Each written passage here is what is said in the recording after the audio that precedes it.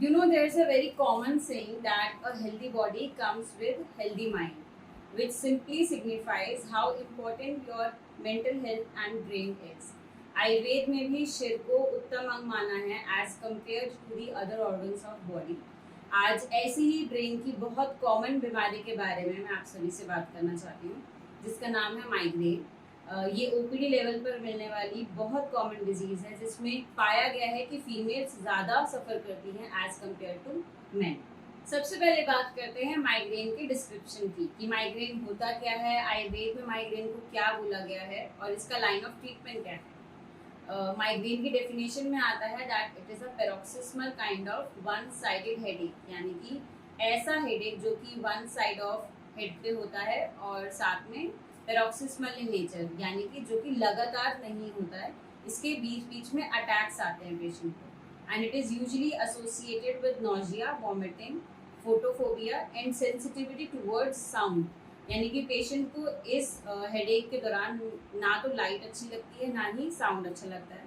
साथ में nausea, vomiting की कंप्लेन भी पेशेंट लेकर आता है। मॉडर्न साइंस में इसके बहुत ज़्यादा कॉजेज़ के बारे में नहीं बताया गया है। 90% केसेस जेनेटिक्स हैं और 10% केसेस में ये बताया गया है कि ऐसी चीज़ें जिनमें मोनोसोडियम ग्लूटामेट या फिर strong smell, caffeine, ice cream, chocolate, ऐसी चीज़ें जो कि ब्रेन को एक्टिवेट रखती हैं या ट्रिगर करती हैं, वो सारे कॉजेज़ माइग्रेन कॉज कर सकते हैं। अब बात करते हैं आयुर्वेद में इसका वर्णन कहाँ पर आता है। तो हमारे जो 3 मेन ग्रंथ है, चरक, सुश्रुत और अष्टांग हृदय, तीनों में ही शिरोरोग के अंडर अर्धाप भेदक नाम से ये डिजीज का वर्णन मिलता है। जैसा कि नाम सजेस्ट कर रहा है, अर्धाप भेदक, यानी कि अर्ध पार्ट, आधे पार्ट में हेडेक होता है। किस प्रकार का? भेदन के जैसा, यानी कि जो कि लगातार नहीं बना है, जिसके एपिसोड्स मिलते हैं। And it is quite similar with the definition which is given by contemporary science of migraine. अब अगर मैं इसकी कॉजेज़ की बात करूं तो आयुर्वेद में बहुत से कॉजेज़ इसके बताए गए हैं, जिसमें कुछ कॉमन कॉजेज़ की आज हम बात करेंगे। सबसे पहला आता है दीवा स्वप्न, यानी कि डे स्लीपिंग। जो लोग दिन में सोते हैं किसी भी कारणवश, उन लोगों को माइग्रेन के होने के चांसेस ज़्यादा होते हैं, या फिर ये भी कह सकते हैं कि ऐसे लोगों को माइग्रेन और जल्दी ट्रिगर होता है। नेक्स्ट इज रात्रि जागरण, यानी कि रात को देर तक जागे रहना। ये भी एक कॉज है जो कि या तो माइग्रेन को बढ़ा सकता है या फिर माइग्रेन कॉज कर सकता है। अगर आप ऐसी वस्तुएं पसंद करते हैं जो कि शीत होती हैं नेचर में, चाहे वो खाने की हो, चाहे वो पीने की हो, चाहे वो एनवायरनमेंट हो, तो ये भी ट्रिगर करता है माइग्रेन को। और सबसे इम्पॉर्टेंट जो इसका कॉज एज पर आयुर्वेद है, वो है वेग धारण अश्रु का, यानी कि आयुर्वेद में 13 ऐसे वेग बताए गए हैं जिनको धारण नहीं करना चाहिए। वेग यानी कि बॉडी के नेचुरल अर्जेस, उनमें से एक आता है अश्रु, यानी कि टीयर्स।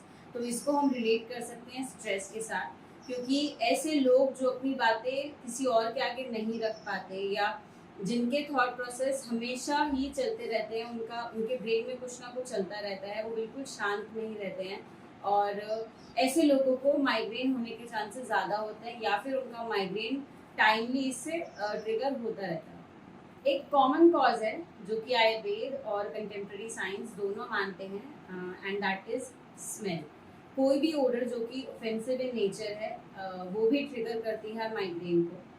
तो ये तो हमने बात करी कॉजेस की। अब हम बात करते हैं सिम्टम की। जैसे मैंने डेफिनेशन में बताया that it is a one sided headache which is paroxysmal in nature, यानी कि जो लगातार बना नहीं रहता, जिसके एपिसोड्स पेशेंट एक्सपीरियंस करता है। एंड स्टार्टिंग में ये डल होता है नेचर में, gradually it increases in its intensity. साथ में nausea, vomiting, photophobia and sensitivity toward sound, ऐसे सिम्टम्स देखने को मिलते हैं patient. Now comes the most important part, and that is treatment. Ayurveda में इसका ट्रीटमेंट बहुत डिटेल में बताया गया है, और इसके बहुत से रिसर्चेस, आर्टिकल्स भी आपको ऑनलाइन मिल जाएंगे, जिसमें आप देखेंगे कि कितनी केस स्टडीज हो रखी हैं which has shown positive effect on patients who had migraine earlier, and they have taken treatment in Ayurveda and they have got better. तो अगर हम ट्रीटमेंट मोडालिटीज़ की बात करें तो 3 मेन पंचकर्म ट्रीटमेंट, जिनसे पेशेंट को बहुत जल्दी और क्रोनिक माइग्रेन की कंडीशन में रिजल्ट मिलता है, वो है नस्य, शिरोधारा और विरेचन। ये 3 पंचकर्म ट्रीटमेंट है जिससे पेशेंट को बहुत ज़्यादा बेनिफिट मिलता है। नस्य इज़ अ ट्रीटमेंट मोडालिटी जिसमें नेजल रूट के थ्रू मेडिसिन दी जाती है।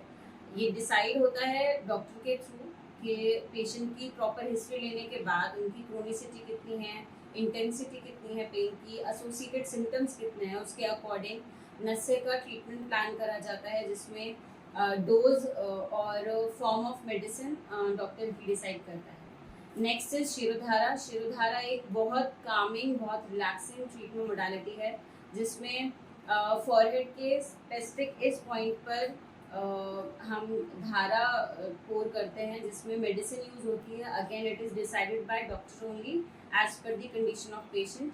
और इसके इफेक्ट में बॉडी के अंदर गुड हार्मोन्स जैसे कि एंडोर्फिन्स रिलीज होते हैं जिनका काउंटर एक्ट होता है बॉडी के स्ट्रेस हार्मोन्स यानी कि कॉर्टिसोल्स पे, and it gives better result in patients of migraine. Last treatment is विरेचन। विरेचन बॉडी को डिटॉक्सिफाई करने में हेल्पफुल है। अगर आपकी बॉडी में टॉक्सिन्स इकट्ठा हो रखे हैं with time which we have seen in causes also, तो उसको जब तक बॉडी से निकाला नहीं जाता आपका माइग्रेन हो सकता है कि बार बार ट्रिगर हो। तो ये कुछ ग्रॉस में मैंने आपको ट्रीटमेंट एक्सप्लेन करा है। So being an Ayurveda physician, it is our boon that we don't only have Panchkarma and oral medicines, but also we have quick home remedies and yoga, asan, pranayam and aura chikitsa. ये सारी चीज़ें जब एक साथ एक patient पे work होती हैं तो उसका रिजल्ट और इम्पैक्ट बहुत खूबसूरत तरीके से सामने आता है। योगा आसन में शवासन या प्राणायाम, उज्जयी प्राणायाम, ये अगर पेशेंट करता है अलोंग विद मेडिटेशन तो उससे भी बहुत अच्छा रिजल्ट पेशेंट को देखने को मिलता है। साथ में पथ्य और अपथ्य फॉलो करना बहुत ज़्यादा ज़रूरी है। पथ्य वो चीज़ें होती हैं जो कि एक पेशेंट की हेल्थ कंडीशन के लिए सही है, और अपथ्य वो चीज़ें होती हैं जो कि उस पेशेंट के लिए ट्रिगर बनती हैं। तो उनमें जितने भी कॉजेज़ मैंने एक्सप्लेन करे हैं, दिन में सोना, रात में जागना, कोई स्ट्रॉन्ग परफ्यूम या स्मेल ऐसे एरियाज में रहना, तो ये चीज़ें हम अवॉइड कर सकते हैं जिससे पेशेंट को रिलीफ मिले और उनका माइग्रेन बार बार ट्रिगर ना हो। और पथ्य में हम एक क्लीन डाइट अगर लेते हैं जैसे कि मूंग दाल और अरहर दाल, परवल, करेला, मुनक्का, मखाने, ड्रम स्टिक्स, ये सारी चीज़ें बहुत बेनिफिशियल होती हैं पेशेंट की कंडीशन को इम्प्रूव करने में। आई होप आपको ये वीडियो पसंद आई होगी। अगर आपकी नज़र में भी कोई ऐसे पेशेंट है या आपके रिलेटिव फ्रेंड है जो कि इस प्रॉब्लम से सफ़र कर रहे हैं और उन्हें अभी तक इसका ट्रीटमेंट नहीं मिल पाया है, तो आप प्लीज़ ये वीडियो उनके साथ शेयर करें